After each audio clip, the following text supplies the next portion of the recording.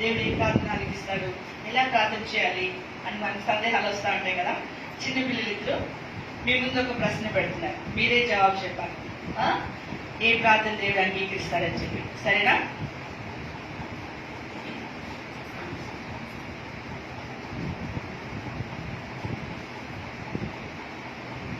దేవా, నేను ధనవంతుడిని.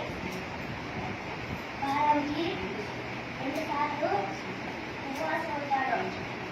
నేను చాలా మంచివాడిని. నేను ఎంచని కాదు. నేను ఎప్పుడు కాడలు వేస్తాను. నేను పేదవాళ్ళకి సహాయం చేస్తాను.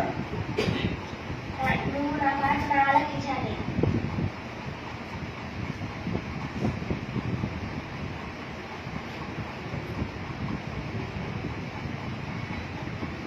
దేవా, నేను పాపిని. నీ వైపు చూడడానికి కూడా నాకు అర్హత లేదు. నన్ను క్షమించండి.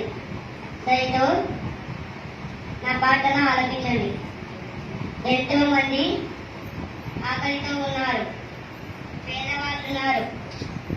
వాళ్ళకి సహాయం చేయండి. నా ప్రార్థన ఆలకించండి. ఆమేన్. స్వార్థలు మనం చదువుతాం కదా. ఎవరు వెళ్తారు? ఆవిడెవరు? ఎవరు? పరిసయుడు. మరి ఈవిడెవరు? అవునా? పరిసయుడు ప్రార్థన చేశాడు, సుంకరి ప్రార్థన చేశాడు. అవునా? ఎవరి ప్రార్థన దేవుడు ఆలకిస్తాడు? మరి మనం ఎవరి ప్రార్థన ఎలా చేయాలి? మనం ప్రార్థన దేవుని మనసుతో, విరిగి నలిగిన హృదయాన్ని దేవుడు స్వీకరిస్తాడు. అవునా?